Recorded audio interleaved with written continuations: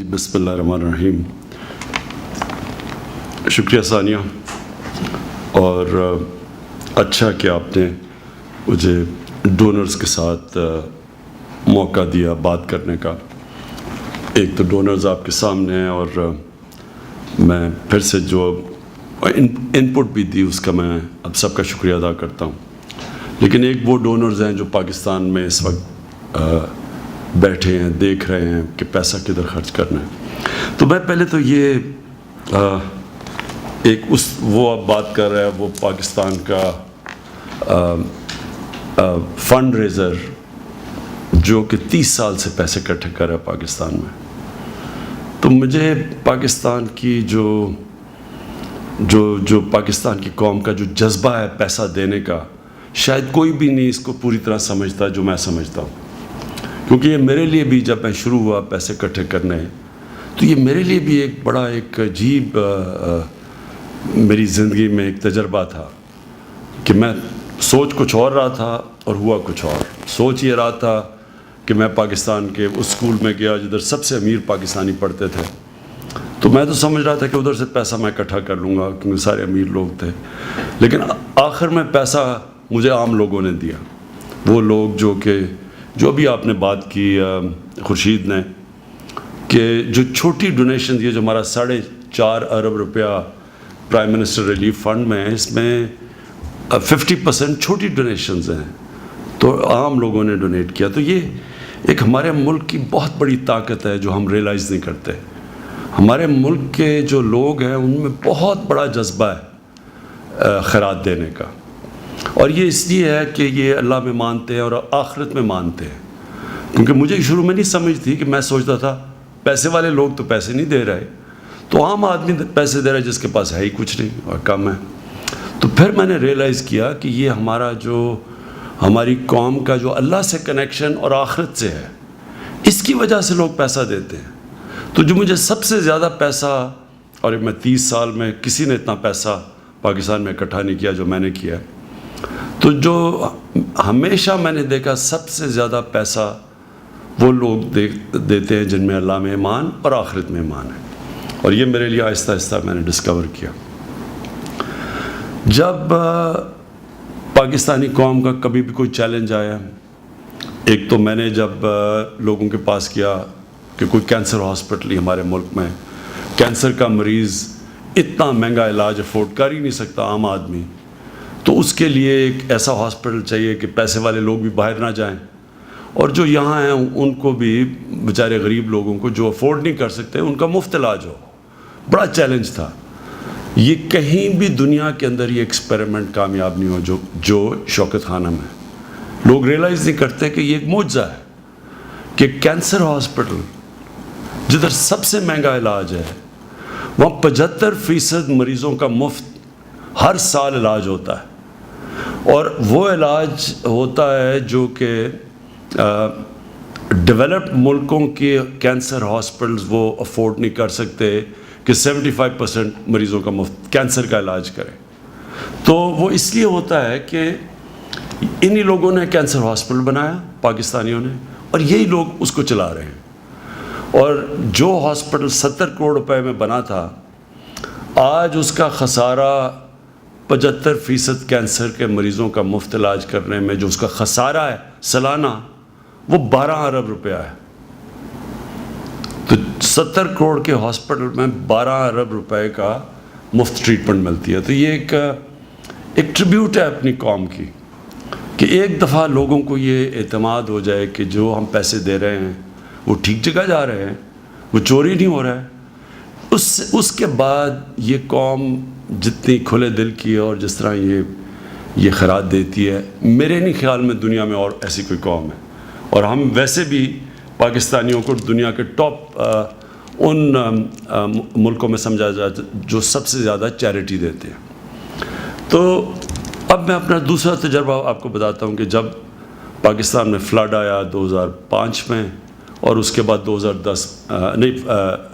زلزلہ آیا 2005 میں، اور فلڈ آیا 2010 میں.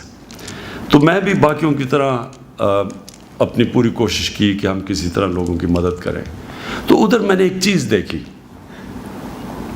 کہ ایک طرف کوئی کمی نہیں لوگوں کی، لوگوں کے نے پیسے اکٹھے کیے، چیزیں اکٹھی کی اور لوگ نکل گئے.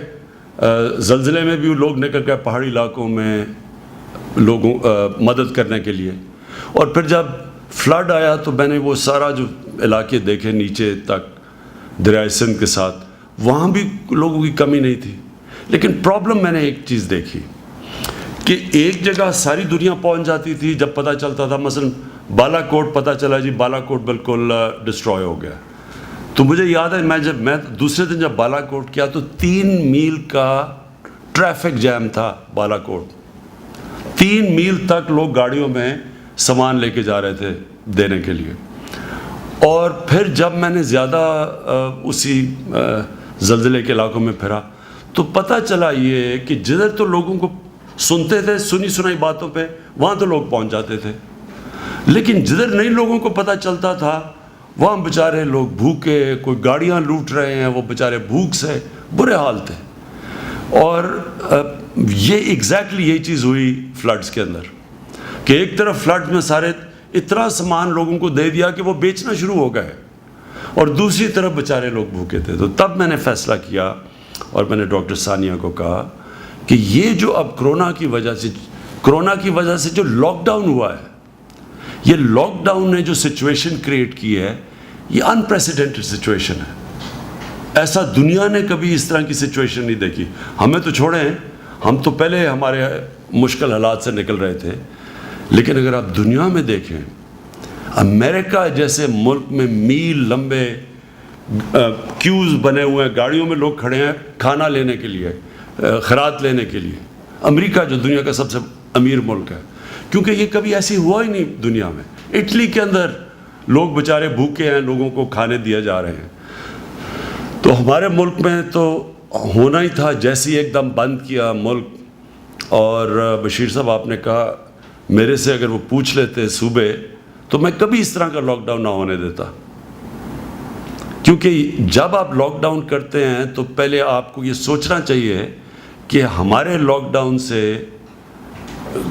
معاشرے کے مختلف لوگوں کے اوپر کیا اثرات آئیں گے. تو جب تک آپ یہ نہ سوچیں کہ جو بیچارہ دیہڑی دار ہے، جو غریب آدمی ہے، جو چھابڑی والا ہے، جس کا جو کمائی کرتا ہے تو بچے کھاتے ہیں گھر پہ، تو جب آپ نے ان کا روزگار لے لیا تو ان کے گھر والوں کا کیا بنے گا. جب تک آپ یہ نہیں سوچتے آپ کو پورا لاک ڈاؤن نہیں کرنا چاہیے تھا. لیکن ایک دم ایک پینک سی ہو گئی، سب نے فیصلہ کیا جی وبا پھیل رہی ہے. وہ یورپ میں دیکھ رہے تھے، ان کو دیکھتے دیکھتے اب یورپ کے اور حالات تھے، ووہان سٹی چائنا میں اور حالات ہیں، ہمارے حالات ہی اور تھے، لیکن ہم نے سخت لاک ڈاؤن کر دیا. شکر ہے میری بات سن لی. اس کے بعد حالانکہ میرے پر بڑی تنقید ہوئی کہ جی دیکھیں ہندوستان میں اس نے نریندر موڈی نے کر دیا لاک ڈاؤن.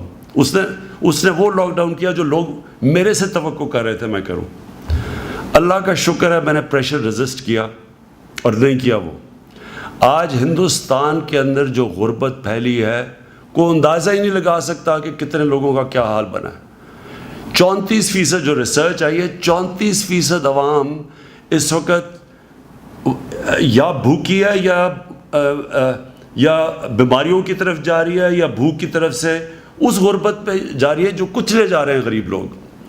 تو ہم نے لاک ڈاؤن کیا، لیکن اس کے باہر اثرات ہیں، اور اثرات یہ ہیں بالکل جو ابھی محمد علی طبع نے بات کی کہ سروس سیکٹر جو ہے وہ بالکل تباہ ہو گیا. ہوٹلز بند، شادی ہال بند، جو بھی کھانے پینے، ایک بہت بڑا سیکٹر 30% پاکستان سروس سیکٹر ہے. تو اس لیے میں نے پرائم منسٹر ریلیف فنڈ شروع کیا. اس کا مقصد صرف ایک تھا کہ ہم ایک تو بالکل نیچے غریب لوگ ہیں ان تک تو احساس پروگرام سے، اور جو بالکل عاطفہ آپ نے ٹھیک کہا کہ کوئی مثال نہیں ہے کہ اتنا زیادہ کیش اتنے تھوڑے وقت میں اتنے شفاف طریقے سے اتنے زیادہ لوگوں میں بانٹا گیا. تو وہ تو میں ثانیہ آپ کی اور آپ کی ٹیم کو خاص مبارک دیتا ہوں. وہ تو اللہ آپ کو، ہم تو علیحدہ مبارک دیتے ہیں جو اللہ اس کا آپ کو دے گا، اس میں آپ کو بلیس کرے گا، آپ کے لیے نعمتیں بخشے گا، کیونکہ تو اللہ کا کام آپ نے کیا ہے اور اس کی وجہ سے اب ہم بچ گئے ہیں. نہیں تو آج شروع میں آپ کو لوگوں کو یاد نہیں، پہلے 3 ہفتے کے بعد یہاں کوئی گاڑی جاتی تھی غریب محلے میں، گاڑی کے اوپر سارے اٹیک کر دیتے تھے. یعنی غریب گاڑی والوں کو کئی دفعہ جان بچا کے بھاگنا پڑا کیونکہ بھوکے لوگ تھے بیچارے. تو وہ جو آپ کا کیش پروگرام جو آیا تو اس نے بہت بڑا ایک ریلیف دیا. اس کے بعد جو میں نے اپنا یہ جو پرائم منسٹر فنڈ ہے، اس کا صرف ایک ہی مقصد ہے کہ جو اس میں بھی لوگ بچ کے، مثلا آپ جو کوالیفائی نہیں کرتے احساس پروگرام میں لیکن وہ سروس سیکٹر میں کوئی ویٹر ہے، کوئی کام کر رہے ہیں، بے روزگار ہو گئے ہیں، تو ان کو کیسے تو اس کے لیے پھر ہم نے پرائم منسٹر ریلیف فنڈ نے ہم نے یہ فیصلہ کیا کہ ہم ان کو اپنے ٹائیگرز کو اپنے والنٹیئر سے ان کی انفارمیشن لیں گے. وہ ہم نے پورٹل فارم کیا اور ان تک پھر اب پیسہ پہنچ رہا ہے. اور میں بھی ابھی لڑکانہ گیا پیسہ ڈسٹریبیوٹ کرنے دیکھنے کے لیے، اور ادھر میں نے یہی دیکھا کہ وہ بیچارے کوئی ترخان ہے، کوئی درزی ہے، کوئی اور کئی مجھے افسوس ہوا کہ لڑکانے میں کوئی اس میں سے 20% چھابڑی والے تھے. تو مجھے ابھی تک یہ نہیں سمجھ آئی کہ چھابڑی والوں کو کیوں بند کر دیا ہم نے. دوسرا ہمارا یہ جو پرائم منسٹر کا ریلیف فنڈ، اس کا صرف مقصد جو لوگ بے روزگار ہو گئے ان کا انفارمیشن ان کو پیسے پہنچائیں. اور جس طرح 1 روپیہ جو ڈونیشن آتی ہے، 4 روپے ہم گورنمنٹ اس کے اوپر ایڈ کرتی ہے اور تاکہ ہم زیادہ لوگوں تک پہنچ سکیں. لیکن جو آج ثانیہ نے جو ڈونرز کو اکٹھا کیا، ڈونرز کو ان کے ساتھ، یہ سب سے بہترین طریقہ ہے کہ ہم ایک پوری ویب سائٹ کے اوپر انفارمیشن دیں لوگوں کو کہ جو لوگ بھی مدد کرنا چاہتے ہیں ان کو پتہ تو چلے کہ وہ مدد کدھر کرنی ہے، کدھر مستحق لوگ ہیں. تو وہ جو پورا میپ بنایا ہوا ہے اور پوری ایک اسپاٹس بتائے ہوئے ہیں کہ کہاں کہاں لوگوں کو ضرورت ہے، یہ میرے خیال میں یہ سب سے بہترین کام ہے. اور یہ ہمیں مسلسل کرنا چاہیے. یعنی ہمیں گورنمنٹ، ہماری جو ویو ہے کہ ہم نے پاکستان کو ایک فلاحی ریاست بنانا ہے. ہم نے جو مدینہ کی ریاست کی بات کرتے ہیں، ہمیں سب کو یاد، پھر سے میں بار بار دہراتا ہوں، دنیا کی پہلی فلاحی ریاست بنی تھی. اور اس کا مقصد ہی یہ تھا کہ بجائے سارا پالیسی بنے طاقتور کے لیے، نچلے طبقے کو اٹھانے کی کوشش کرے. تو وہ یہ قدم ہے جو کہ ہم کانسٹنٹلی یہ انشاءاللہ جب کرونا کا بھی ختم بھی ہوتا ہے تو تب بھی ہم یہ مسلسل ڈونرز کو اور جو جن علاقوں کے اندر لوگ مستحق ہیں ان کو ہم خود ہی جوڑتے رہیں گے تاکہ گورنمنٹ بیچ میں ہی نہ آئے. ایک طرف ڈونر ہے وہ ڈائریکٹلی دے پیسے ادھر جدھر کے مستحق لوگ ہیں.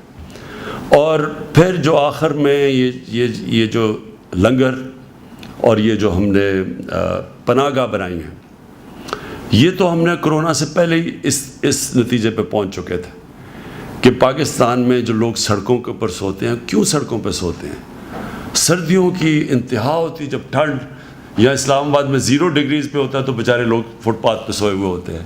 لاہور میں ہم شروع سے بھی دیکھتے ہیں داتا صاحب کے باہر وہ ساری سڑکوں کے اوپر لوگ سوئے ہوئے ہوتے ہیں. تو یہ ایک ہمارے معاشرے کے لیے اتنی شرمناک چیز ہے کہ ہم اتنا بھی نہیں کر سکتے کہ یہ بیچارے لوگ پہلے تو پوچھیں سڑکوں پہ کیوں سوئے ہوئے ہیں. سڑکوں پہ وہ اس لیے زیادہ تر سوتے ہیں، وہ آتے ہیں کام ڈھونڈنے شہروں کے اندر. شہروں میں کیوں کام ڈھونڈنے آتے ہیں؟ کیونکہ انہوں نے اپنے بچے پالے ہوتے ہیں، وہاں ان کے پاس پیسہ نہیں ہوتا. اب وہ شہر کے اندر اگر ان کو جب دہاڑی لگانی ہے انہوں نے اور اس سے بچوں کو پالنا ہے تو ان کے پاس کتنا پیسہ ہوتا ہوگا کہ وہ ایک کرائے پہ جگہ بھی لیں، پھر انہوں نے کھانا بھی کھائیں، تو ان کے پاس کتنا پیسہ بچتا ہوگا اپنے بیوی بچوں کے لیے. تو ادھر سے ہم نے یہ پناہ گاہ کا کانسیپٹ لے کے آئے کہ بجائے وہ سڑکوں پہ سوئیں، ہم ان کو عزت سے جگہ پہ ٹھہرائیں، ان کو نہانے کے لیے ہو، ان کو پانی ہو، ان کو کھانا ملے. تو اس سے کیا ہوا، جب آپ ادھر پناہ گاہ میں، اور میں بڑی اپنی پارلیمنٹیرینز کو، میں منسٹرز کو کہتا ہوں کہ آپ ضرور پناہ گاہ میں جا کے ان کے ساتھ کھانا کھائیں اور پوچھیں ان سے کہ آپ کے کیا مسئلے ہیں. اور زیادہ تر پتہ چلیں گے کہ وہ دور دراز علاقوں سے یا شہر سے ادھر سے آئے ہیں، ان کے پاس پیسے نہیں ہیں، کرایہ نہیں ہے رہنے کے لیے، لیکن وہ جو پیسہ سیو کرتے ہیں اپنے بیوی بچوں کو بھیج دیتے ہیں. تو یہ بگننگ ہے جو میری ویژن ہے کہ انشاءاللہ انکریمنٹلی ہم اپنے ملک کو لے کے جائیں گے، جس میں رحم ہو، احساس ہو اپنے اس طبقے کا جو اپنی مدد نہیں کر سکتا. اور یہ بھی آپ کا عارف بڑا اچھا آپ کا آئیڈیا ہے کہ، اور میں بھی یہ سوچ رہا تھا کہ ہم تھوڑے اور آرگنائز ہو جائیں تو ہم یہ جگہیں باقاعدہ جگہیں بتائیں گے جدھر باہر سے لیبر آتا ہے، جدھر اس کو چاہیے ہوتا ہے ٹھہرنے کا، جدھر کام کرنے کی جگہوں کے پاس. پھر ہاسپٹلس کے اندر، اب کئی دفعہ ہاسپٹلس میں ہم نے دیکھا ہے کہ بڑے ہاسپٹل باہر سے لوگ آتے ہیں، ان کے لوائقین، وہ تو مریض اندر ہوتا ہے تو لوائقین کے پاس جگہ نہیں ہوتی، وہ بیچارے باہر سو رہے ہوتے ہیں. ان کے لیے تو ہم نے یہ فیصلہ کیا کہ یہ ہم اب انکریمنٹلی انکریز کرتے رہیں گے یہ پناہ گاہ پاکستان میں. اور ہم لوگوں کو، اور میں نے یہ بھی دیکھا ہے کہ لوگ خود ہی کھانا بھیجنا شروع ہو جاتے ہیں جب لوگوں کو پتہ چلتا ہے پناہ گاہ ہے. علاقے کے لوگ جا کے وہاں دیگیں بھیجنی شروع ہو جاتے ہیں، کھانا بھیج، تو کیونکہ لوگوں میں جذبہ ہے. صرف جو لوگوں کو ایک چیز کانفیڈنس چاہیے کہ کیا جو ہم پیسہ ڈونیٹ کر رہے ہیں یہ ٹھیک جگہ جا رہا ہے، بس یہ کانفیڈنس ہم اس گورنمنٹ نے دینا ہے. ہم نے اس میں یہ جو میرا پرائم منسٹر ریلیف فنڈ ہے، اس کا ایک ایک ہم آپ کو بتائیں گے روپیہ کدھر جا رہا ہے. ہم جتنے لوگوں کے آپ کی لسٹیں دیں گے، جن لوگوں کو اب تک یہ جو بے روزگار لوگ ہوئے ہیں، جو ان کو ہم 12,000 روپے جو بھیج رہے ہیں، ان کی باقاعدہ لسٹیں سب پبلش کریں گے کہ کس شہر میں یہ پیسے جا رہے ہیں. اس میں پوری ٹرانسپیرنسی دیں گے. احساس پروگرام سارا ٹرانسپیرنٹ ہے ہمارا. اب تک کوئی اس کے اندر کوئی پولیٹیکل موٹیویشن نہیں ہے پیسے دینے میں. سارا اسیس کیا جاتا ہے ناترا کے ڈیٹا بیس سے، اس کے مطابق انفارمیشن ٹیکنالوجی کا پورا استعمال کرتے ہوئے شفافیت سے پیسہ جاتا ہے. یہ تو اور زیادہ آسان ہے، جدھر ہم نے ڈونرز کو اور جو مستحق لوگوں کو ان کو خود ہی اکٹھا کر دیں، وہ خود ہی ایک دوسرے کو پتہ چل جائے گا، گورنمنٹ بیچ میں ہی نہیں آتی.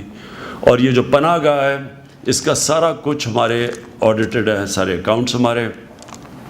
اس میں ہم بالکل یہ اچھا آئیڈیا کہ اگر ہم آہستہ آہستہ جب زیادہ ان کو آئیڈینٹیفائی کر لیں، اسپاٹس جدھر پناہ گاہ کی ضرورت ہے، تو ادھر ہم کئی جگہ پہ گورنمنٹ جدھر سمجھتی ہے کوئی ڈونر آنا چاہے تو ان کو پھر کہیں گے کہ وہ ڈائریکٹلی اسپانسر کر دیں ایک پناہ گاہ. میں پھر سے آخر میں ثانیہ آپ کا اور آپ کی ٹیم کا خاص طور پہ پاکستان کی طرف سے شکریہ ادا کرنا چاہتا ہوں، خراج تحسین پیش کرنا چاہتا ہوں. اللہ کا کام کیا آپ نے. آج ہمارے اگر حالات ہندوستان کی طرح اتنے برے نہیں ہیں تو اس میں ایک وجہ بہت بڑی آپ کے احساس پروگرام کی ہے، اور دوسری یہ کہ شکر ہے ہم نے اس طرح کا جو ہندوستان میں نریندر مودی نے جس طرح کا کرفیو نہیں لگایا، ہم نے وہ نہیں کیا، تاکہ ہم نے پھر بھی نیچے چلنے دیا، کام کنسٹرکشن شروع کر دی. ابھی بھی میرے خیال میں جدھر ابھی جب اگلا یہ جو ہمارا سال ہے، اس میں چیلنج صرف ہمارا یہ ہے کہ ہم کیسے لوگوں کو کام پہ بھی اپنے کاروبار بھی کرتے رہیں، ان کو روزگار بھی ملتا رہے، اور ساتھ ساتھ کیسے لوگوں کو احساس دلوائیں کہ آپ کو یہ ان شرائط کے مطابق، ان کنڈیشنز، ان SOPs کے مطابق آپ کو کام کرنا ہے، آپ کے لیے. یہ ایک پورا پروسیس ہے. اب ہم پوری اس کے اوپر کیمپین چلنے لگی ہے، ایک میڈیا کیمپین. اپنے جو والنٹیئرز ہماری ٹائیگر فورس ہے، ان کو اب ہم جگہ جگہ بھیجنے لگے ہیں. پورا انفارمیشن ٹیکنالوجی کا استعمال کرتے ہوئے ہاٹ سپاٹس پہ پہنچ گئے ہیں کہ اسپیسیفک جگہوں کے اوپر ہم روکیں گے اس کے پھیلنے سے.